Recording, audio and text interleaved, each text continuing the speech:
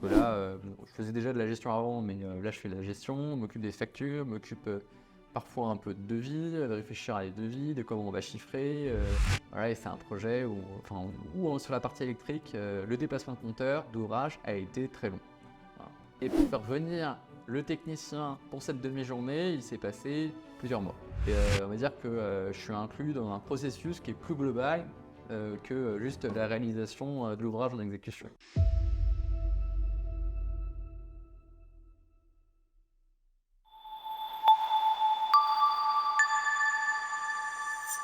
Bonjour Stan, est-ce que Bonjour Benjamin. tu peux te présenter ton parcours, ton profil, tes expériences et tes passions? Ok, ça marche. Alors moi c'est Stanislas Roland. J'ai fait d'abord une classe préparatoire. Après j'ai fait un concours pour les écoles d'ingénieurs. Je suis encore dans les écoles d'ingénieurs. J'ai fait mon cursus d'ingénieur. Après ça j'ai travaillé dans un grand groupe. J'ai travaillé à peu près 6 ans chez Vinci, dans une filiale chez Vinci où j'ai fait de multiples projets. J'ai travaillé sur une prison, j'ai travaillé sur un hôtel, j'ai travaillé sur une tour à la Défense. Et j'ai aussi travaillé sur des bureaux et encore une autre tour. Voilà. Après ça, j'ai changé de boîte. Je suis arrivé chez les compagnons des investisseurs. Je développerai plus après. Au niveau de mes passions, moi, ce qui m'intéresse, c'est de comprendre comment les choses fonctionnent, de voir les engrenages, de voir comment les choses sont liées, de réfléchir sur ça. Et puis j'aime bien aussi rencontrer des nouvelles personnes de cursus différents, de backgrounds différents. Ça, je trouve ça sympa et c'est ce qu'on va voir après dans mon job. C'est vraiment l'ingénierie qui te passionne finalement. Ouais, c'est l'ingénierie, ouais, c'est bien de comprendre. En fait, c'est la connaissance de la chose, la compréhension profonde des choses. Et du coup, dans ta vie perso, ça t'arrive de faire des tests, des analyses, démonter des objets Ouais, ça m'arrive de démonter à peu près tout ce qui est cassé. Je démonte pour déjà essayer de remonter. C'est pas toujours facile, mais au moins j'essaye. Et puis surtout, ça permet de comprendre comment ça fonctionne. Et puis bien souvent, on arrive à réparer. Excellent. Est-ce que tu peux du coup nous expliquer ce que tu fais chez les compagnons des investisseurs? Ouais. Alors, chez les compagnies d'investisseurs, mon poste, je suis conducteur de travaux. Donc, le travail, il y a plusieurs phases dans le travail. Il y a une phase qui est en amont. Donc, moi, mes données d'entrée, c'est donc notre architecte, vous avez vu juste avant, Camille, a dessiné le projet, a fait les choix. Enfin, elle a déjà vu vous expliquer un petit peu tout. Moi, je récupère ça. Je réfléchis s'il y a des contraintes techniques et s'il y a des points en particulier d'attention. Chaque projet, il y a toujours des petites subtilités. Après ça, il y a toute une phase, on a défini tous les travaux. Il va falloir consulter. Il y a plusieurs interfaces. Parfois, il y a des fenêtres qu'il faut changer, parfois non. Parfois, il faut faire du doublage. Il y a plein de choses à faire. Au niveau des typologies des projets, c'est essentiellement des appartements. Après, pour rentrer un peu dans le détail, on va dire entre 60 mètres carrés et 120 mètres carrés sur un bien qui est en Île-de-France. Paris, Île-de-France. Mon travail, ça va être de faire la consultation des entreprises. Il y a une part des travaux qu'on va sous-traiter, une part des travaux qu'on va garder en propre, avec nos effectifs en propre. Pour les travaux qu'on va sous-traiter, il faut pouvoir définir le prix, gérer les interfaces qu'il va y avoir entre s'il y a plusieurs entreprises, d'arriver jusqu'au bout de la consultation, se mettre d'accord sur un prix, sur un délai et puis sur une qualité. Donc après, il y a toute la partie administrative qui consiste à rédiger le contrat de sous-traitance. Voilà. Lancer le chantier. Après, il y a tout ce qui est suivi de chantier. Le suivi de chantier, ça va être de venir sur place avec le patron de l'entreprise généralement qui en a sous-traité pour définir les détails techniques, répondre à leurs questions, expliquer parfois les plans, les points techniques, les points d'attention, vérifier tout ce qui est est-ce qu'on respecte bien les normes, parce que nous on est responsable dans la valeur ajoutée de l'entreprise, c'est que notre client il fait un résultat à la fin et il va voir ça en termes de qualité, de coût et de délai. Toutes les étapes sont importantes. Pour la qualité, il faut vérifier que tout ce qu'on fait, c'est bien conforme aux normes. Donc, il y a des normes, un état de l'art, des détenus, sans forcément rentrer trop dans les détails techniques. Ouais, il y a tout ça à vérifier. Au cours de cette réunion, à peu près une fois par semaine, c'est hebdomadaire. On définit les points à traiter pour la semaine suivante. Parfois, ça peut être des points qui sont plus longs que sur l'échelle d'une semaine, mais l'idée, c'est ça. Donc, tous ces points, ça va permettre d'améliorer le projet. Voilà, et puis d'avancer. Donc, ça, c'était une deuxième phase, la phase suivi de chantier. Après cette phase-là, il y a toute la partie administrative un petit peu qui est en arrière. Donc, c'est gérer les factures, gérer les situations d'avancement à fin de mois. L'entreprise va facturer conformément à l'avancement du projet, peut-être 20%, 30%, voilà, ça dépend de l'avancement réel. Va facturer à fin de mois. Et donc, faut que je rentre ça en gestion pour que nous, on sache ce qu'il faut payer, quand est-ce qu'il faut le payer. Voilà, donc ça, c'est aussi une partie qui prend du temps à gérer en administratif. Et après, il y a la fin de chantier, la réalisation de réserves, voilà. Je pense qu'on pourra rentrer plus dans les détails après en fonction des questions. Excellent. Tu as parlé un moment d'isolation. Oui. Ça, c'est quelque chose que vous faites souvent? Alors oui, l'isolation, généralement pour la typologie de biens, actuellement avec les contraintes réglementaires la majorité de nos biens, enfin des biens pour nos clients sont des biens à vocation de location. Il y a eu un fort durcissement de l'État vis-à-vis de ça avec des lois, en particulier sur les diagnostics de performance énergétique. Il y a des interdictions de location pour les logements G, F, avec des délais. Voilà, sachant que les investissements sont des investissements sur le long terme. Ces intersections sont importantes et en plus, elles sont, en plus d'améliorer le confort des locataires, c'est des choses qu'il faut prendre en compte puisque c'est réglementaire. Donc oui, la majorité, je pense bien que 90% de nos projets, voire plus, sont des projets où on fait d'isolation. Essentiellement de l'isolation par l'intérieur. Parce que c'est souvent des ouvrages qui sont dans des copropriétés et l'isolation par l'extérieur et demande d'avoir voté des choses en assemblée générale. Enfin, il y a des contraintes dans le cadre de la copro en plus du coût important. Donc, on fait souvent de l'isolation par l'intérieur. Comment tu sais sur un projet ce qu'il faut faire? Comment tu établis le cahier des charges? Okay. Alors, le cahier des charges, il est fonction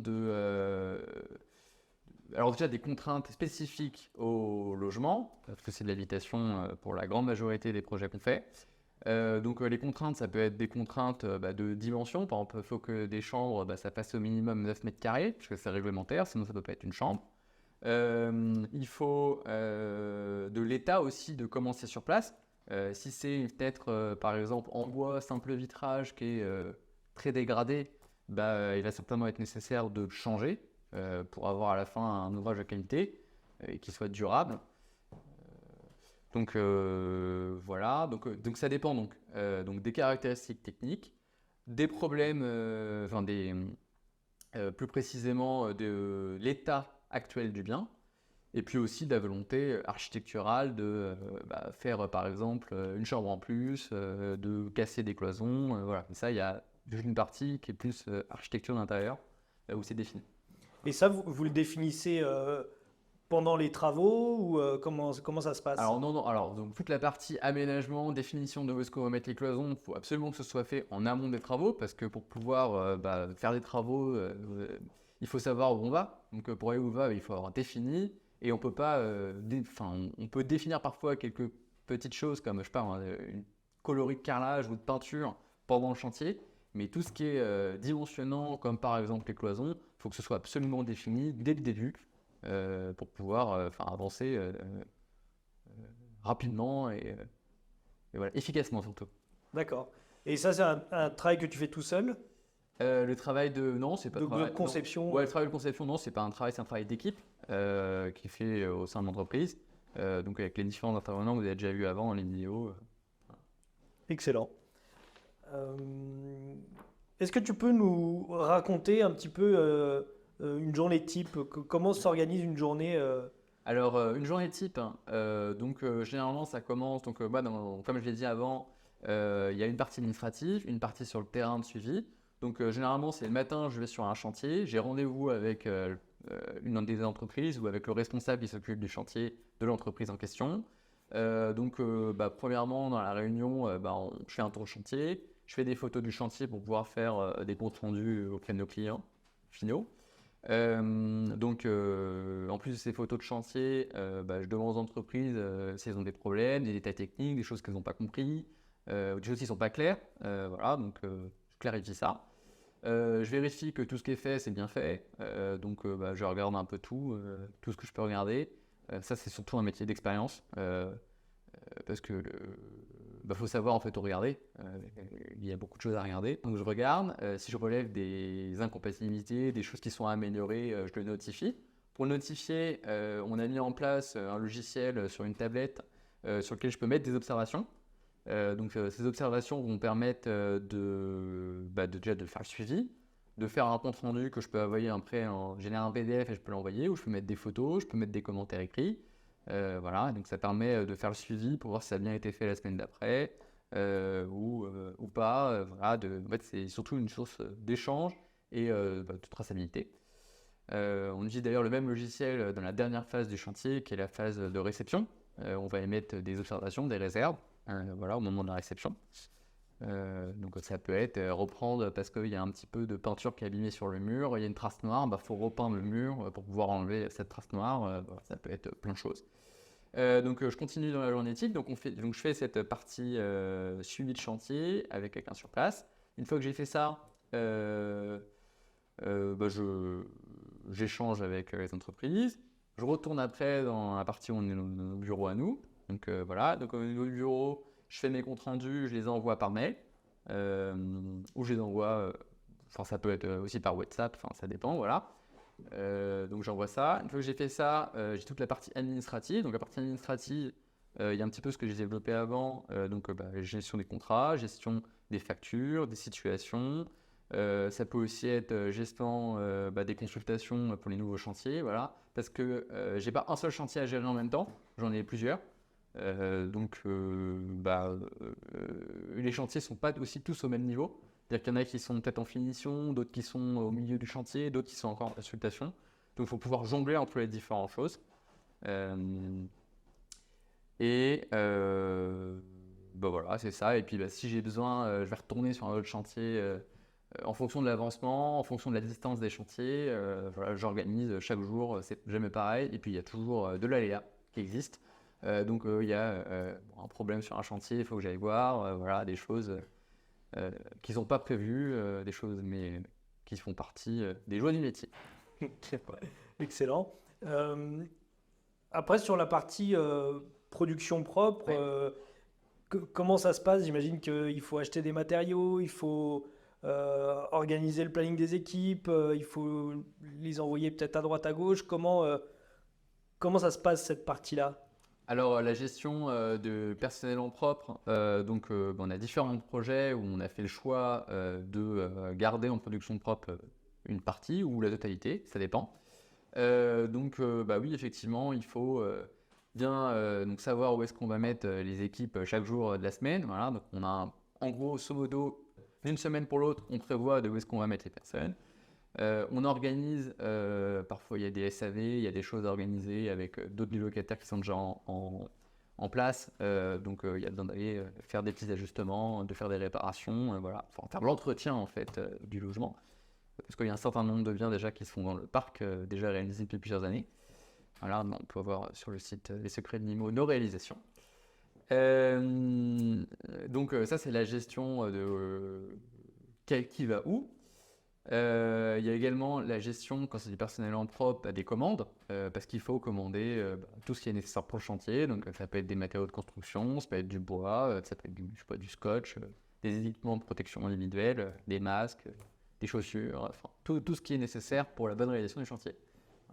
Donc il y a une grosse partie aussi de logistique, Il y a d'organisation. effectivement une partie de logistique, ouais, voilà. Et puis en plus, dans la partie en production propre, vu que c'est un il faut pouvoir aussi gérer tout ce qui est le paiement l'imputation plutôt sur chacune des opérations du personnel. Est-ce qu'ils vont travailler 4 heures par-ci, 4 heures par-là, voilà. Ça c'est important et donc on a un logiciel de gestion interne qui permet de mettre heure par heure sur quel projet chaque personne est. Excellent. Euh, Tu parles beaucoup de logiciels, de tablettes, de choses comme ça. Pour toi, il y a une part importante de technologie maintenant dans le bâtiment? Ah bah oui, le bâtiment, c'est un domaine qui se transforme. En tout cas, il y a des nouveaux outils, des nouveaux usages qui sont en cours, voilà. Et je pense que ça permet de gagner en productivité sur ça, voilà, et surtout d'automatiser des tâches, de passer moins de temps. Par exemple, je fais le logiciel pour mettre des réserves sur la tablette, ça permet de ne pas passer un temps fou à mettre en forme sur Word ou sur Excel ou même à la main, parce que en fait, il y a quelques années, c'était ça. Moi, je l'ai pas forcément connu à la main, mais enfin, j'ai peu connu, on va dire. Mais oui, en tout cas, c'est un monde en changement. Voilà, c'est une partie à Voilà. maîtriser, quoi. Partie à maîtriser, oui, c'est important. Ouais, c'est une partie à maîtriser. Voilà. Mais bon, je pense que c'est quelque chose que, on va dire, des jeunes générations maîtrisent de fait, quoi. Et sur toute la partie normative, j'imagine Oui, qu'on peut pas savoir. oui. Comment tu fais? Alors pour la partie normative, il y a toute une réglementation. Généralement, il y a plusieurs sources. Déjà, on a accès à une base de données de tout ce qui est normes. Donc ça peut être des normes qui sont définies, des choses qui sont définies dans la loi, d'autres qui sont définies par exemple dans les DTU. C'est, je crois, documentation technique unifiée ou document technique unifié. C'est un recueil qui est géré par l'AFNOR, dans lequel plusieurs professionnels du bâtiment par corps de métier, par exemple, je sais pas, on prend la plomberie.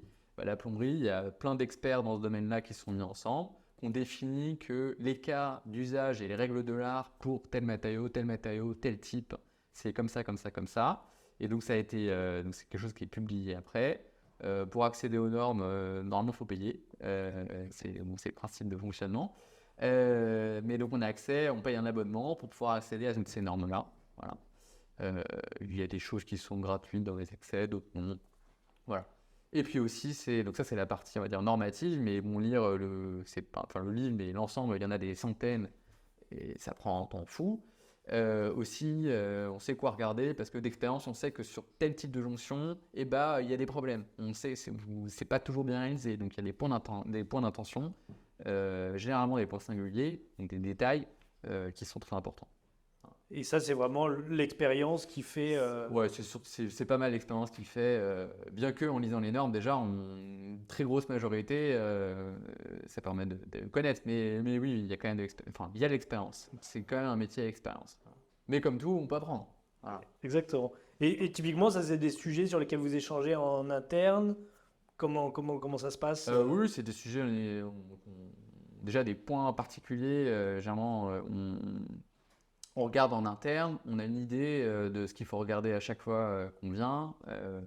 Et donc, oui, on échange en interne, on n'est pas toujours d'accord. C'est de l'analyse de tout et de l'interprétation, mais oui, c'est quelque chose qu'on regarde en interne.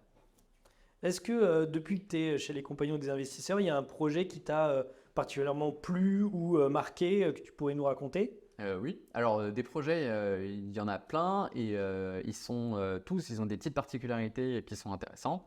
Là, moi, j'ai envie de vous parler, donc si vous allez sur les secrets de l'IMO, dans nos réalisations, le projet qui s'appelle Édouard. C'est un projet qui est à Vitry-sur-Seine. C'est un projet qui était, donc en termes de taille, qui était assez petit, puisqu'il faisait un peu plus de 50 mètres carrés. C'était un appartement qui était très vieillissant, il était, on peut dire, dans son jus. Voilà, depuis, il n'y avait pas eu de travaux depuis peut-être une quarantaine d'années. C'est un projet qui m'a marqué parce que c'est un projet qui était, en termes de superficie, qui était pas très grand, mais on a quand même réussi à mettre 3 chambres dedans. Et en fait, à rendre beaucoup plus lumineux, à revoir l'espace pour que chacun puisse avoir un cadre de vie agréable. Ça va être une colocation. Voilà, donc ça, il m'a particulièrement marqué celui-là. Ok, très bien. Est-ce qu'il y avait des difficultés particulières dans ce projet ou c'était vraiment l'agencement qui faisait. Alors, il y avait l'agencement. En travaux, on avait par exemple dû déplacer le compteur électrique. Donc, le déplacement du compteur électrique, voilà, et c'est un projet où sur la partie électrique, le déplacement de compteur d'ouvrage a été très long. Voilà. Le temps d'intervention a été rapide, on va dire une demi-journée, mais pour faire venir le technicien pour cette demi-journée, il s'est passé plusieurs mois. D'accord. Voilà. C'est des choses ça, qui arrivent régulièrement, C'est- des contraintes extérieures. Ouais, il y a parfois des contraintes extérieures, effectivement, surtout quand c'est des concessionnaires où ça peut être difficile. Voilà. Après, en fait, il faut juste le savoir. Il faut donc, à ce moment-là, si on a un déplacement de compteur qui est prévu, dès le début, avant même d'avoir vraiment dessiné l'appartement, et ben, il faut faire les demandes pour que les délais commencent à courir auprès du fournisseur d'accès à l'énergie. Voilà. Et est-ce qu'il y a des projets que vous pouvez pas faire chez les compagnies des investisseurs ou vous êtes en mesure de tout réaliser? De toute façon, si on est capable de le faire, on le dira dès le début, on prendra un ouvrage à la hauteur de ce qu'on est capable de faire. Parce que ce qui compte, c'est de le délivrer. Voilà, en termes de qualité, coût et délai. Excellent. Euh, Selon toi, est-ce qu'il y a une qualité prépondérante pour faire le métier de conducteur de travaux? Est-ce qu'il y a des qualités? Alors, une qualité prépondérante, des qualités, je pense qu'il y en a pas mal. Une qualité prépondérante, moi, je pense qu'il faut de la rigueur, hein, et de l'honnêteté intellectuelle dans le sens où quand on ne sait pas ou quand on a des choses qu'on ne maîtrise pas, il ne faut pas hésiter à le dire qu'on ne sait pas. Voilà, et puis ensemble, on regarde sur ce qu'il faut faire. Ça, c'est important et c'est important pour le travail en équipe. Voilà, C'est même essentiel, c'est essentiel. effectivement. Ouais. Et quel conseil tu pourrais donner à un jeune qui a envie de se lancer dans le bâtiment et particulièrement dans la conduite de travaux et l'organisation de travaux? Et je pense que le conseil que je donnerais, c'est oser aller dans une entreprise qui nous intéresse, sur des projets qui peuvent être intéressants. Faut pas hésiter à aller toquer aux portes. Je sais pas, venir sur un projet, un gros projet, si c'est un gros projet qui plaît, d'une tour, de venir voir, d'aller demander, de rencontrer les équipes de travaux. Moi j'ai déjà pris des gens comme ça qui étaient arrivés juste en tapant pour venir. Voilà. Donc, je pense que c'est important. Et surtout, je pense qu'il ne faut pas avoir peur de poser des questions. Parce qu'en fait, il y a beaucoup de choses à connaître. Et quand on pose pas de questions, on ne peut pas sortir de sa zone de confort. Il faut poser des questions. Pas savoir, c'est pas grave. On apprend au fur et à mesure. Voilà. Et donc toi, tu as commencé chez un major. Ouais. Euh, Quelle différence tu vois entre un major et une structure plus modeste? Comme différence, la taille de l'équipe n'a rien à voir. Avant, j'étais sur des projets où il y avait, je sais pas, juste dans l'équipe, on va dire à peu près au même niveau que moi, mais je sais pas, 20, 30 personnes. Aujourd'hui, on est deux. Il y a une modification au niveau de la taille de l'équipe. Dans les autres choses, c'est que là, je suis responsable de la globalité du projet et de plusieurs projets, alors qu'avant j'étais sur un seul projet et j'étais responsable d'une petite partie sur ce projet, qui était grande en termes de surface, mais qui est une petite partie d'un ensemble, voilà, il faut découper le travail, c'est normal. Ça c'est au niveau de l'équipe et de la taille de gestion du travail, on va dire, dans le projet. Et après aussi au niveau de mes typologies de missions, elles sont différentes parce que là je faisais déjà de la gestion avant, mais là je fais de la gestion, m'occupe des factures, m'occupe parfois un peu de devis, de réfléchir à les devis, de comment on va chiffrer, combien ça, enfin voilà. Et on va dire que je suis inclus dans un processus qui est plus global que juste la réalisation de l'ouvrage en exécution. Ah oui, je pense que c'est un positif, ouais, c'est très intéressant d'être dans le processus global, voilà, de l'ensemble, quoi. Ouais. Et d'avoir une vue Et effectivement ça permet d'ensemble. effectivement d'avoir une vue d'ensemble. Ouais. Excellent. Voilà. Après, dans les projets très grands, il y a aussi des choses qui sont sympathiques, hein. Faire des ouvrages avec des poutres énormes, des machins, ça c'est cool aussi. Faire des trucs au niveau déco qui sont super poussés, c'est aussi cool. Voilà. Il y a aussi des intérêts dans les grosses boîtes. Voilà. Mais bon, je pense que au fur et à mesure, on a envie d'apprendre et puis d'élargir un peu son spectre de connaissances. Donc c'est intéressant. L'idéal, c'est de mixer l'expérience et puis de prendre ce qu'il y a de meilleur dans chaque expérience. Excellent. Merci beaucoup Stan pour cet entretien et merci pour ton partage d'expérience. Merci. Et à très bientôt sur les secrets de Libo. À bientôt.